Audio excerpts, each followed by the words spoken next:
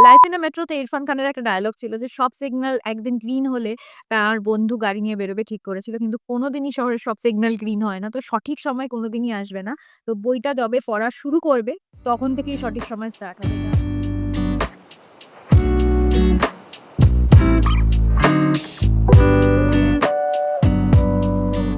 High!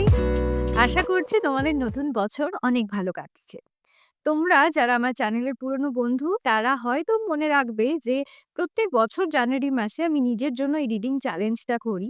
যেখানে আমার already কেনা, অলরেডি আমার শেলফে থাকা কিছু বই, সেই বইগুলোকে আমি রিডিং চ্যালেঞ্জে রাখি এবং সারা বছর ধরে সেই বইগুলো পড়ার অঙ্গীকার করি।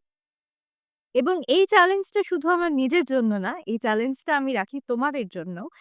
তাই তোমরাও যেটা করতে পারো, তোমাদের শেলফে থাকা ২৬ টা বই যেটা তোমরা অনেকদিন ধরে পড়বে ভাবছো, কিনে রেখে দিয়েছো কিন্তু পড়ে উঠতে পারোনি। অনেক বিষয় থাকে, অনেক সময় আলস্যও থাকে, অনেক সময় সময়ের অভাবও থাকে। কিন্তু পড়বো করেও পড়া হয় না। এমন ২৬ টা বই তোমরা বেছে নাও এই ইয়ারলি রিডিং চ্যালেঞ্জে এবং তোমার শেলফে থাকা বইগুলোকে এইভাবেই কিন্তু তুমিও শেষ করে ফেলতে পারবে বছরের শেষে। নিজের বইয়ের তাককে পড়ে ফেলাটাই এবারে আমার চ্যালেঞ্জ। হতেই পারে যে এই ২৬ টা বই যে আমি রেখেছি সেই ২৬ টাই আমি পড়ে উঠতে পারবো তার কোনো মানে নেই। কারণ আজকের লিস্টে এমন বইও আছে যেটা গত ২ বছর ধরে আমার রিডিং চ্যালেঞ্জে রয়েছে। তবুও নিজেকে এই চ্যালেঞ্জটা দেওয়ার ফলে আমিও গত বছর এই লিস্ট থেকে অনেকগুলি পুরনো বই পড়ে উঠতে পেরেছিলাম। আমার রিডিং গোলে পৌঁছাতে এই চ্যালেঞ্জটা কিন্তু আমাকে ভীষণই ইন্সপায়ার করে, ভীষণই হেল্প করে। জাপানি ভাষায় সুন্দোকু বলে একটা শব্দ রয়েছে, যার অর্থ হলো বই কেনার অ্যাডিকশন বা বই জমানোর নেশা। তো এই সুন্দোকুকে ভাঙাটাই হলো কিন্তু আজকের রিডিং চ্যালেঞ্জের প্রধান গোল। ভিডিও শুরুর আগে তোমাদেরকে একটু ছোট্ট একটা টাস্ক দেব, একটু খাটতে হবে। সেটা হলো তোমরা তোমাদের শেলফ থেকে ভেবে-চিন্তে ২৬ টা এমন বইয়ের নাম কমেন্ট বক্সে লেখো যেগুলো তোমরা ২০২৬ এ পড়তে পারো। এই লিস্টটা কেন আমি তোমাদের আমার কমেন্ট বক্সে দিতে বলছি তার পেছনে একটাই কারণ যে একটা ফিজিক্যাল লিস্ট যদি তোমরা এখানে রাখো তাহলে তোমাদেরও সুবিধা হবে এবং এটা তোমাদেরও কোনোভাবে ইন্সপায়ার করবে। একটা অ্যাফার্মেশন পাবে যে এই বইগুলো সত্যিই তোমরা পড়তে চাও কারণ তোমরা এটা পাবলিক ফোরামে ডিক্লেয়ার করছো এবং এছাড়াও যেটা হবে অনেক সুন্দর নতুন বইয়ের নাম কিন্তু আমরা সবাই জানতে পারবো কমেন্ট সেকশন থেকে। আরো যারা বন্ধুরা রয়েছে তারাও কিন্তু অনেক নতুন বইয়ের খোঁজ পাবে এভাবে। তাহলে চটপট নিজের ২৬ টা বইয়ের লিস্ট আগে কমেন্ট বক্সে লিখে নাও ভিডিওটা পজ করে। তারপরে চলো দেখে নিই আজকের ভিডিও। অনেক বইপোকা বন্ধুই কিন্তু এখন আমার চ্যানেল নিয়মিত দেখো। আমি তার জন্য তোমাদের কাছে অনেক গ্রেটফুল এবং থ্যাঙ্কফুল যে এই চ্যানেলটাকে তোমরা এত ভালোবাসা দিয়েছো। কিন্তু অনেক বন্ধু এমন আছো যারা ভিডিওগুলো দেখো কিন্তু সাবস্ক্রাইব করো না। যদি তোমরা সাবস্ক্রাইব করো তাহলে সেটা আমার এই ছোট্ট চ্যানেলটাকে গ্রো করতে অনেক হেল্প করবে এবং আমিও তোমাদের কাছে আরো নতুন ভিডিও আনতে পারবো যেগুলো সঙ্গেই তোমরা জানতে পারবে যে আমি আপলোড করেছি। তাই আমি তোমাদের রিকোয়েস্ট করব যে প্লিজ শর্মিষ্ঠান বুকস চ্যানেলটাও সাবস্ক্রাইব করো। আর যদি তোমরা ইংরেজি বই পড়তে ভালোবাসো, তাহলে আমার হার এন্ডলেস টিবিআর বলে যে ইংরেজি চ্যানেলটা আছে, সেটা সাবস্ক্রাইব করতে পারো। সেখানে আমি মান্থলি একটা করে ভিডিও দেওয়ার চেষ্টা করি। এখন আরেকটু রেগুলার করব, কিছুদিন যাক। তারপরে আরো কিন্তু ঘন ওই চ্যানেলেও ভিডিও আসবে। ব্যাস চলো এবার দেখে নিই কোন ২৬ টা বই রয়েছে এই বছরের রিডিং চ্যালেঞ্জে। ১ম বইটা হলো মহাশ্বেতা দেবীর শ্রেষ্ঠ গল্প। এটা গত বছরেরও আমার রিডিং চ্যালেঞ্জের প্রায়োরিটি ছিল। কিন্তু প্রায়োরিটি বলা সত্ত্বেও কোনোভাবে আমি এই বইটা পড়ে উঠতে পারিনি। কিন্তু এবছরে আমি অলরেডি এই বইটা পড়া শুরু করেছি এবং আমার ৫ টা ছোট গল্প পড়া হয়ে গেছে। তো এটা আমি রেগুলার পড়ার চেষ্টা করছি এখন এই মাসে। আম এইটা আমার টপ প্রায়োরিটি তে এই কারণেই রয়েছে। কারণ আমি ভারতবর্ষকে একটু অন্য লেন্স দিয়ে জানতে চাইছি এবং আমরা যারা সমাজের এই একটা নিজস্ব বলয়ের মধ্যে থাকি শহরে, তারা আমরা পশ্চিমবঙ্গেরও অনেক এমন দিক আছে সেই দিকগুলো সম্বন্ধে একেবারেই জানি না। তো এবছরে আমার এটাও একটা গোল যে আমি এমন মানুষদের কথা পড়বো, এমন মানুষদের নিয়ে লেখা ফিকশন এবং নন ফিকশন পড়বো, যাদের ভয়েস আমরা শুনতে পাই না সমাজের উঁচু স্তরে। যারা প্রান্তিক মানুষ, যারা marginalized এবং তাদের কথা আমাদের কাছে পৌঁছে দেবে এমন বই আমি আরো বেশি খুঁজছি। তো তোমাদেরও যদি কোনো রিকমেন্ডেশন থাকে তাহলে অবশ্যই আমাকে জানিও। মহাশ্বেতা দেবীর শ্রেষ্ঠ গল্পে রয়েছে ২৭ খানা গল্প এবং যিনি সংকলক তিনিও বলেছেন যে তার লেখা ৩০০ রও বেশি গল্প থেকে মাত্র ২৭ টা গল্প বাছাটা খুবই ডিফিকাল্ট। তা সত্ত্বেও কিছু আনফরগেটেবল লেখা রয়েছে যে লেখাগুলো ভীষণই আ এখনো প্রাসঙ্গিক। যেভাবে সমাজে কাস্ট সিস্টেম রয়েছে, যেভাবে অস্পৃশ্যতা রয়েছে সেগুলো এখনো বর্তমান, এখনো সেই শোষণটা হয়ে চলেছে। যতই আমরা উপর থেকে দেখি যে সমাজ বদলাচ্ছে। কিন্তু ভেতরে, ভেতরে এই বিভাজনগুলো কিন্তু এখনো কাজ করে। এখনো দলিত মানুষরা অত্যাচারিত হন এবং এমন সাংঘাতিক, সাংঘাতিক ঘটনা জানা যায় যে শুধুমাত্র সাধারণ মানুষ যেখান থেকে জল খায়, সেখানে জল খেলেও তাদেরকে মানে ভয়ংকর শাস্তির মোকাবিলা করতে হয়। তো এই আ দিন পাল্টাবে কবে আমরা জানি না। তবে আমাদের অ্যাওয়ারনেস এর সঙ্গে অনেক কিছু বদলাতে পারে, এটুকুই আমার আশা। তো এই বইটা এখন আমি শুরু করেছি এবং আশা করি যে আমি মহাশ্বেতা দেবীর লেখা এবছর আরো পড়ব। 2nd যে বইটা আমার লিস্টে আছে এটাও গত বছরে ছিল। আমি এখন পড়ছি সেটা হলো 'জলবনের কাব্য' সরলা বসুর লেখা। 'জলবনের কাব্য' একটা নন ফিকশন। এটা স্মৃতিকথা মতো লেখা। এখানে আ সরলা বসু যে লেখিকা তার একদম ছেলেবেলাই বলা যায়। তার যখন ১১ বছর বয়স, সেই বয়সে স্মৃতিচারণা করেছেন। মাত্র ৯ বছর বয়সে তার বিয়ে হয় এবং স্বামী ফরেস্ট অফিসার ছিলেন তার সুন্দরবনে এবং এই গহীন সুন্দরবনের জঙ্গলে তিনি পাড়ি দেন মাত্র ১১ বছর বয়সে তার স্বামীর হাত ধরে এবং সেই কিশোরী বালিকার চোখ দিয়ে দেখা সুন্দরবনেরই বিবরণ রয়েছে।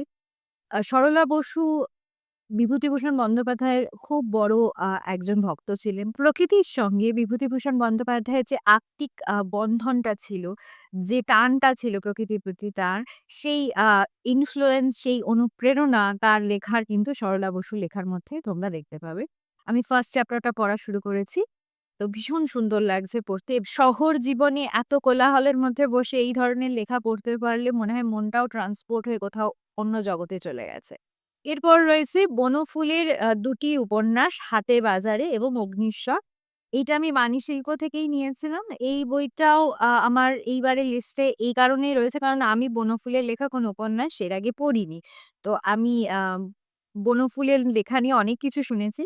তো এই বইটা দিয়ে আমি শুরু করতে চাই বনফুলের লেখা উপন্যাস পড়া। গত বছরের রিডিং লিস্ট থেকে এবছরের রিডিং লিস্টে চলে এসেছেন আরেকজন মহারথী। তিনি হলেন নীল লোহিত এবং নীল লোহিত সমগ্র দেশ থেকে আমি এটা নিয়েছিলাম। এটার অনেক বছর বয়স হয়ে গেল বোধহয় ৫ বছর বয়স হয়ে গেল। এখন এটা আমার একদম আনকোড়াই রয়ে গেছে। তো এবছরে আমি রিডিং চ্যালেঞ্জে এটা আবার ইনক্লুড করতে চাই। আশা করছি আমি এবছর সত্যিই পড়ব নীলা লোহিতের লেখা। এবার একটু হালকা বই। হালকা বললে একটুখানি অপমানই করা হবে তার। তিনি রেগে যেতে পারেন। তিনি হলেন ঘনাদা এবং প্রেমেন্দ্র মিত্রের ঘনাদা সমগ্রর ১ম পার্ট ছোটবেলায় পড়েছি। অনেক লেখাই আমি ভুলে গেছি। কমিক্সে আনন্দমেলাতে ছোটবেলায় আবার পড়েছিলাম। কিন্তু এটাকে বড় হয়ে আবার রিরিড করার এরকম সমগ্র থেকে ইচ্ছা ছিল অনেকদিন ধরেই। এবং এই সমগ্রটা আমি অনেক অফে একবার আনন্দতে পেয়েছিলাম।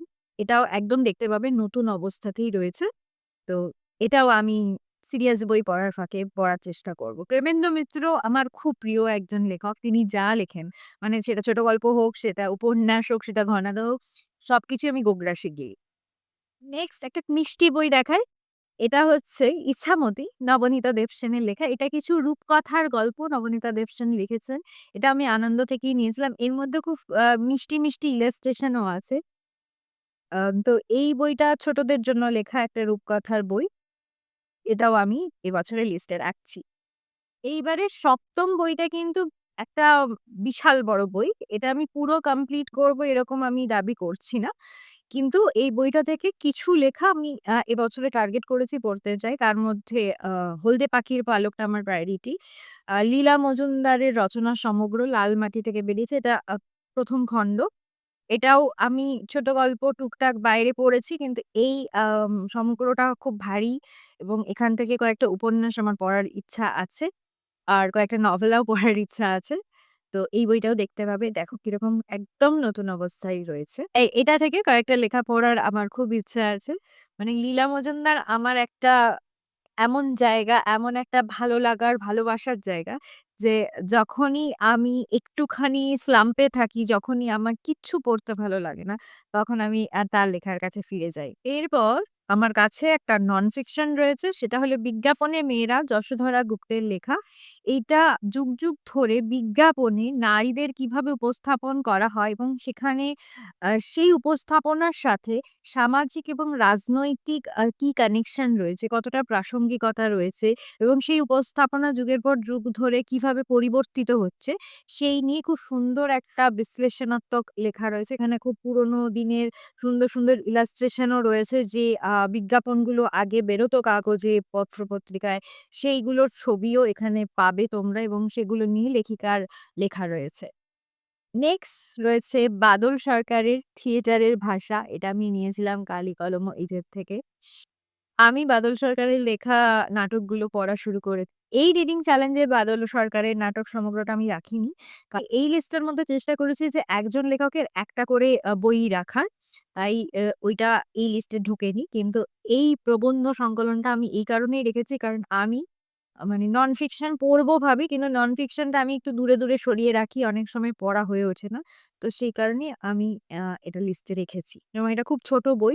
গত বছর আমি একটু বলে নিই যে আমি ভুলটা করেছিলাম যেটা তোমরাও যেন না করো। সেটা হচ্ছে আমি সব ভারী, ভারী বই এবং সব ক্লাসিক বই খুব বড় লেংথের বইকে এই লিস্টটাতে ভরে ফেলেছিলাম ২০২৫ এর লিস্টে। তার ফলে ব্যাপারটা খুব ওভারওয়েলমিং হয়ে গেছিল। তাই এই বছরে আমি একটু মিক্সড লিস্ট বানিয়েছি যেখানে সব রকমেরই বই থাকবে আ এবং সেখানে বড় বইয়ের সঙ্গে ছোট বইও থাকবে, ক্লাসিকের সঙ্গে কন্টেম্পোরারিও থাকবে যাতে আমি পড়ার ইন্সপিরেশনটা পাই যাতে যেকোনো মুডেই আমি কিছু না কিছু পাই এই চ্যালেঞ্জটা থেকে পড়ার জন্য। নেক্সট রয়েছে আ 'সাতগার হাওয়া তাঁতিরা' পরিমল ভট্টাচার্যের লেখা। এটা আমি অবভাস থেকে নিয়েছি। এই বইটা সম্বন্ধে আমি অনেক ভালো, ভালো কথা শুনেছি। এখন কন্টেম্পোরারি সময়ে লেখা একটা এমন বই যেটা নিয়ে অনেকেই বলেন যে এটা একটা সময় ক্লাসিক হয়ে দাঁড়াবে। একটা সময় আমি শুধু ক্লাসিক লেখক পড়তাম। কিন্তু গত বছর থেকেই আমি শুরু করেছি একটু বেশি করে কন্টেম্পোরারি লেখকদের ইনক্লুড করা আমার রিডিং লিস্টে এবং তাদের মধ্যে থেকেই পরিমল ভট্টাচার্য কিন্তু আমার প্রায়োরিটি লিস্টে থাকবেন। নেক্সট রয়েছে লবণাক্ত অনিতা অগ্নিহোত্রীর লেখা। কচ্ছের রণ অঞ্চলে যারা লবণ চাষী, যারা লবণ তৈরি করেন তাদেরই জীবনের সংগ্রামকে নিয়ে লেখা এই উপন্যাসটা। এরপর লিস্টে রয়েছে কবিতার কথা জীবনানন্দ দাশের লেখা। এটা সিগনেচার বই এবং এখানে কবিতা সম্পর্কে জীবনানন্দ দাশের লেখা কিছু প্রবন্ধ রয়েছে। ১ম প্রবন্ধটা আমি পড়া শুরু করেছিলাম। আমার একটু সময় লাগবে কারণ কথাগুলোর গভীরতা অনেক। তাই তাড়াহুড়ো করে পড়ার বই এগুলো নয়। তো একটুখানি সময় নিয়ে দাগিয়ে, দাগিয়ে বুঝে, বুঝে আমি এটা পড়ব। কিন্তু আমার খুব ভালো লাগছিল পড়তে প্রবন্ধটা। কারণ এই বইটা শুরুই হয় সেই বিখ্যাত জীবনানন্দ দাশের লাইনটা দিয়ে যে, "সকলেই কবি নয়, কেউ, কেউ কবি।"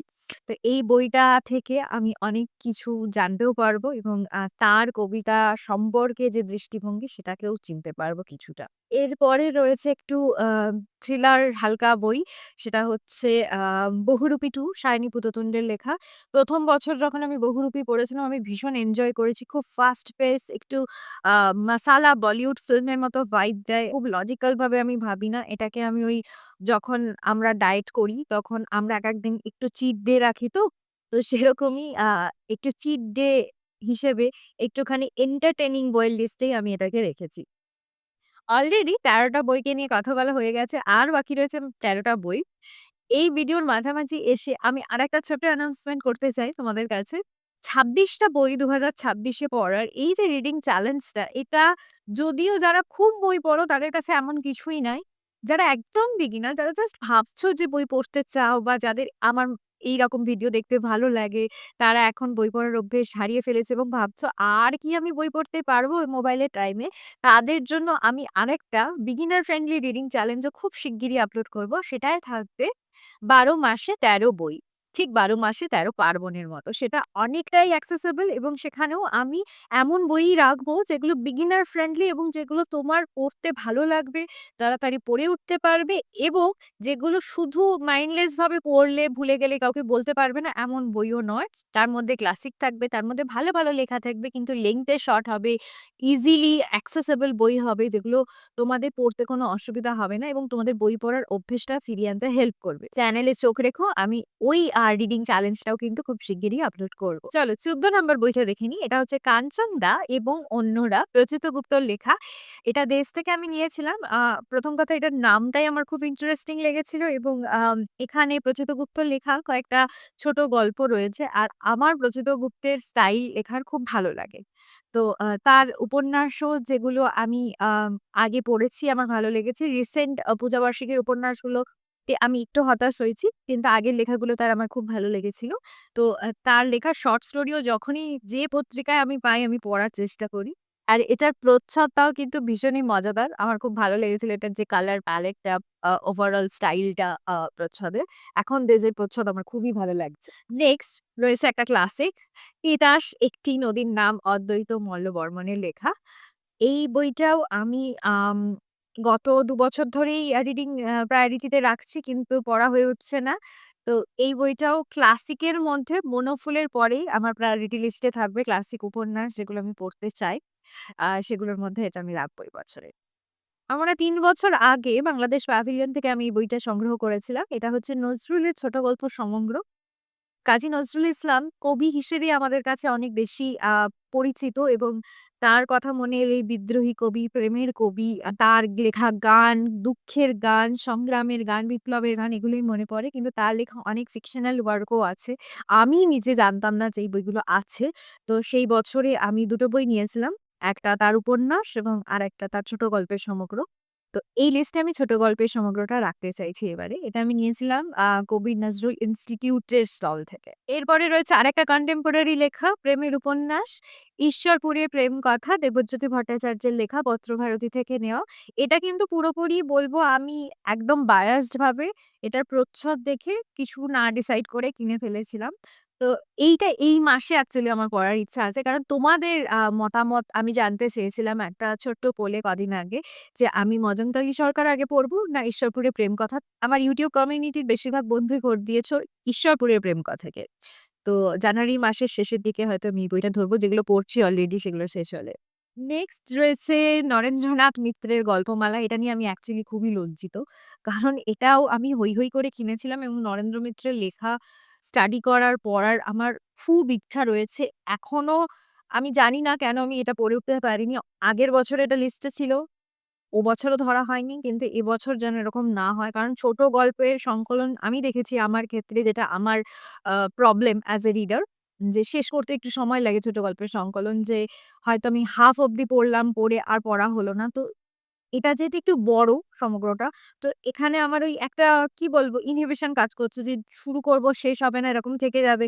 তো এই ব্যাপারটাকে আমি কাটিয়ে উঠতে চাইছি। যদি একটা ছোট গল্প আমি পড়ে উঠতে পারি আমি নিজেকে ধন্য মনে করব এ বছরে। এবারে দেখাবো একজন ভীষণ গুণী তরুণ লেখকের গল্প সংকলন 'মাছরাখা'। হামিদ উদ্দিন মিদ্দার লেখা। হামিদ উদ্দিন মিদ্দার লেখা ছোট গল্পে মূল কেন্দ্রীয় চরিত্রে চলে আসে গ্রামীণ জীবন। গ্রাম হয়ে ওঠে সেই গল্পের প্রেক্ষাপট এবং একটা চরিত্র আমার মনে হয়। কারণ গ্রামের মানুষদের জনজীবন, তাদের বিশ্বাস, তাদের চিন্তা, তাদের জীবিকা সবকিছুই আমাদের শহুরে জীবনের থেকে স্বভাবতই অনেকটাই আলাদা এবং আমরা সেই মানুষগুলোকে অন্তর থেকে একেবারেই হয়তো চিনি না। আমাদের কয়েকটা নোশন রয়েছে, আমাদের কয়েকটা আইডিয়া রয়েছে যে গ্রামের মানুষ এরম হয়, গ্রামের জীবন এরম হয়। তো সেই নোশনটা ভাঙার জন্য এমন একজন মানুষকে দরকার যে গ্রামের মধ্যে থেকে নিজের শিকড়ের গল্প বলে। তো হামিদ উদ্দিন মির্জা আমার কাছে সেরকম একজন লেখক যিনি অ্যাকচুয়ালি বড় হয়েছেন আ আ গ্রাম্য জনজীবনে এবং তার অভিজ্ঞতার যে লেন্স দিয়ে তিনি এই ছোট গল্পগুলো আমাদের কাছে প্রেজেন্ট করেন। তো এই ধরনের লেখা যার মধ্যে কোনো ওই পর্যটকের দৃষ্টিভঙ্গি থাকে না। নিজের একদম আত্মিক যে বন্ধন, আত্মিক যে কানেকশন কোনো জায়গার সাথে সেইটার বর্ণনা থাকে।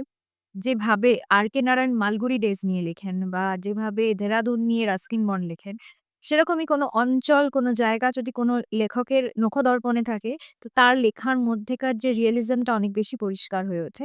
মাছরাঙা সাহিত্য একাডেমি পায় ২০২৩ সালে। তো ভীষণই প্রতিভাবান একজন লেখক এবং এই বইটা ছাড়াও আমিরুদ্দিন মিদ্দার আরো একটা বই আমার কাছে রয়েছে। কিন্তু যেহেতু এটা ১ম সংকলন, তো এটা আগে আমি পড়তে চাই। নেক্সট রয়েছে একটা নন ফিকশন। এটা আত্মজীবনীমূলক একটা লেখা স্মৃতিকথা। এটা হচ্ছে কল্লোল লাহিড়ীর 'বাবার ইয়াশিকা ক্যামেরা'। কল্লোল লাহিড়ীর লেখা আমার ভালো লেগেছিল পড়তে। দুটো উপন্যাস আমি পড়েছি। 1990 আ লাভ স্টোরি আর ইন্দুবালা ভাতের হোটেল। দুটো লেখাই আমার অ্যাকচুয়ালি সত্যিই খুব ভালো লেগেছে এবং আমি খুবই অবাক হয়েছিলাম যখন 1990 আ লাভ স্টোরি আমি পড়েছিলাম।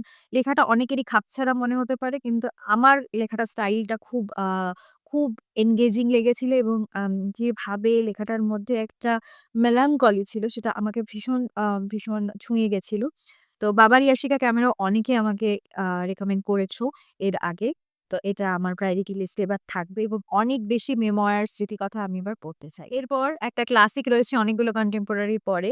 তারাশঙ্কর বন্দ্যোপাধ্যায়ের 'সন্দীপন পাঠশালা'। এইটারও মিত্র ঘোষের প্রচ্ছদটা আমার খুব ভালো লেগেছে। আর তারাশঙ্কর বন্দ্যোপাধ্যায়ের লেখা পড়তে পারাটা একটা বিশাল বড় সৌভাগ্য। তিনি যেভাবে কোনো জায়গাকে বর্ণনা করেন, ১ম এই যে চ্যালেঞ্জটা হয় তার লেখা পড়তে গিয়ে যে সেই জায়গাতে নিজেকে প্লেস করা। কিন্তু একটা সময় যখন আমরা পুরোপুরি ওই মানে ন্যারেটিভ এর পার্ট হয়ে যাই, পুরোপুরি ওই বর্ণনার মধ্যে ঢুকে যাই, তখন দেখবে যে তুমি একদম পুরো জায়গাটাকে দেখতে পাচ্ছ, পুরো গ্রামটাকে দেখতে পাচ্ছ। মানুষগুলো চোখের সামনে জীবন্ত হয়ে উঠবে। ক্লাসিকের মধ্যে এই যে একটা ক্ষমতা থাকে তোমাকে টেনে নেওয়া, তোমাকে সেই জগতের অংশীদার করে তোলা। মানে সেই অভিজ্ঞতাটা পাঠক হিসেবে এতটা এনরিচিং মানে সত্যি যারা পাঠক নয় তাদের অ্যাকচুয়ালি তারা যদি জানতো যে আমরা কি এক্সপেরিয়েন্স করতে পারি ক্লাসিক পড়ে তারা আমাদের হিংসাই করবে। বইয়ের ঘর শঙ্খ ঘোষের লেখা। দেশ থেকে নিয়েছিলাম এই বইটা। এটা বই নিয়ে শঙ্খ ঘোষের লেখা কিছু আ প্রবন্ধ বললে একটুখানি ভারী ভুরি কথা হয়ে যায়। অ্যাকচুয়ালি এগুলো প্রবন্ধ না। শঙ্খ ঘোষ নিজেই তার মনের কিছু টুকরো কথা লিখেছেন এবং এখানে তিনি বলেওছেন যে বই নিয়ে কোনো তাত্ত্বিক কথা এখানে পাওয়া যাবে না। কোনো বিশ্লেষণাত্মক আলোচনা নেই এখানে। বইয়ের সাথে তার যে সম্পর্ক, বইয়ের প্রতি তার যে ভালোবাসা সেই নিয়েই কয়েকটা লেখা তোমরা এখানে পেয়ে যাবে। পাঠক হিসেবে আমি আরো একবার লজ্জিত কারণ ৩ বার বোধহয় এই বইটা আমার রিডিং চ্যালেঞ্জ এ ঢুকেছে। এটা হলো 'ঈশ্বর, পৃথিবী ও ভালোবাসা' শিবরাম চক্রবর্তীর লেখা। এটা আমার বাবার খুব প্রিয় একটা বই। এটা শিবরাম চক্রবর্তীর আত্মকথা, আত্মজীবনী। এই বইটাও ঐরকমই অবস্থা মানে খুব হৈ, হৈ করে কিনেছিলাম। কিন্তু কেন পড়িনি জানি না। আসলে অনেক সময় আমি জানি না তোমাদের এটা হয় কিনা যে আমি কিছু বই নিয়ে এতটা এক্সাইটেড থাকি যে এতটা জানি আমি এটা পড়লে আমার ভালো লাগতে চলেছে। এই বইটা আমার জন্য একটা মানে মেমোরেবল রিড হতে চলেছে। এই বইটা আমি কোনদিন ভুলব না। সেই বইগুলোকেই আমি একটু সরিয়ে রাখি। মানে সেই বইগুলো পড়া নিয়ে আমি বেশি procrastinate করি যে পরে পড়বো, যবে পড়বো আমার খুব ভালো লাগবে। তো ভালো জিনিসটা সরিয়ে রাখি। ভালো সিরিজ, ভালো সিনেমা যেটা জানি আমার ভালো লাগতে পারে সেগুলোকে সরিয়ে রাখি। যে ঠিক সময়ে পড়বো, সঠিক সময়। 'লাইফ ইন এ মেট্রো'তে ইরফান খানের একটা ডায়ালগ ছিল যে, "সব সিগন্যাল একদিন গ্রিন হলে তার বন্ধু গাড়ি নিয়ে বেরোবে ঠিক করেছিল। কিন্তু কোনদিনই শহরে সব সিগন্যাল গ্রিন হয় না। তো সঠিক সময় কোনদিনই আসবে না। তো বইটা যবে পড়া শুরু করবে, তখন থেকেই সঠিক সময় স্টার্ট হবে।" এটা আমি তোমাদেরও বলতে চাই যে, যেকোনো কাজ যেটা আমরা ভালো কাজ, যেটা নিয়ে আমরা বেশি এক্সাইটেড, বেশি টেনসড যে এটা আমাকে করতে হবে, সেটা নিয়ে আমরা যদি ভাবি যে আমরা সঠিক সময়ে করব, কোনদিন সেই টাইমটা আসবে না। আর আমি যদি এই বইটা না পড়ি তাহলে আমাকে পিচ্চি মেরে এবছর এই বইটা তোমরা পড়াবে। এটা তোমাদের দায়িত্ব। ২৪ নম্বরে রয়েছে 'ঘনিয়ে এলো ঘুমের ঘোর' অভিনন্দন বন্দ্যোপাধ্যায়ের লেখা। অভিনন্দন বন্দ্যোপাধ্যায় একজন লেখক এবং পরিচালক। তোমরা হয়তো আ তার তৈরি করা ছবি 'মানিকবাবুর মেঘ' দেখেছ। 'মানিকবাবুর মেঘ' ভীষণ সুন্দর একটা লিরিক্যাল বাংলা ছবি। অনেকদিন পরে এমন একটা ছবি দেখে আমার খুব ভালো লেগেছে। যার মধ্যে একদম সাধারণ মানুষের মধ্যে, ছাপোষা মানুষের মধ্যে একটা অসাধারণ কবিতা ধরার চেষ্টা করেছিলেন লেখক। তো তার লেখাগুলোর মধ্যে একটু ম্যাজিক্যাল রিয়ালিজম মিশে থাকে বাস্তবতার সঙ্গে। এই বইটা হচ্ছে একটা গল্প সংকলন। এটা আমি পত্রভারতী থেকে নিয়েছিলাম। তো এটারও প্রচ্ছদটা খুব ইন্টারেস্টিং। মানে ভীষণ ইন্টারেস্টিং। যিনি করেছেন প্রচ্ছদটা খুব সুন্দর করেছেন। এবং এই বইটাও আমার কেনার সময় খুবই এক্সাইটমেন্ট ছিল। কিন্তু অনেক বইয়ের ভিড়ে আমি ভুলেও গেছি যে এই বইটা আমি অন করতাম। তো যখন আমি এই লিস্টটা করার জন্য বই দেখছিলাম, তখন আমি এটা খুঁজে পাই। তার কাজ দেখার পরে তার স্টোরি টেলিং আমার খুব ভাল লেগেছিল। এরপরে রয়েছে হুমায়ূন আহমেদের 'প্রিয়তমেশু'। এটা আমি প্রতিভাস থেকে নিয়েছিলাম। প্রতিভাস নতুন করে হুমায়ূন আহমেদের উপন্যাসগুলোকে রিপ্রিন্ট করছে এবং খুব সুন্দরভাবে প্যাকেজিং করছে। অনেকটাই এটার সাথে আমি সাদৃশ্য পেয়েছি পেঙ্গুইন ক্লাসিক্স এর যে প্রিন্টিং গুলো হয় কভারে সেরকম। তো এই বইটাও আমি এবারে রাখতে চাই। কারণ হুমায়ূন আহমেদের লেখা আমি খুব কম পড়েছি। এই মুহূর্তে আমার ছোট পোষ্যটি আমাকে খুবই ডিস্টার্ব করছে। "কি চাই বাবা? যাও।" এই বইটা গত বছরই বইমেলাতে আমি কিনেছিলাম। এটাও পড়া হয়নি এখনো আমার। আর হুমায়ূন আহমেদের লেখা 'অপেক্ষা' আমি গত বছর পড়েছি, যেটা আমার পড়া অন্যতম প্রিয় একটা উপন্যাস হয়ে রয়েছে। তাই আমি হুমায়ূন আহমেদের লেখা আরো এক্সপ্লোর করতে চাই। ২৬ নম্বর বইটা আরেকটা গল্প সংকলন। আমি নিজে বললাম যে গল্প সংকলন পড়তে আমি ভয় পাই। আর আমি নিজেই কতগুলো গল্প সংকলন ঢুকিয়ে দিচ্ছি এই লিস্টে। দেবতোষ দাসের 'একটি কাঁঠাল ও পাকিস্তানের গল্প'। এই সময়ে ১৫ টি গল্প। এটা আমি বইভাষিক থেকে নিয়েছিলাম। এই বইটা নেওয়ার পেছনে একটাই কথা, এটার নামটা আমার খুব ইন্টারেস্টিং লেগেছিল। ব্যাস। আগেই বললাম যে এই প্রজন্মের লেখকদের লেখা বেশি করে পড়ার ইচ্ছা রয়েছে আমার। তো এই কারণে এই বইটা রয়েছে। ব্যাস এই ছিল আমার ২০২৬ এ পড়তে চাওয়া ২৬ টা বইয়ের লিস্ট। যে স্ট্যাকটা আমার পাশে হয়েছে, যেটা যেকোনো মুহূর্তে হুড়মুড়িয়ে পড়ে যেতে পারে, সেটা আমি একবার তোমাদের দেখিয়ে দিতে চাই। এই যে।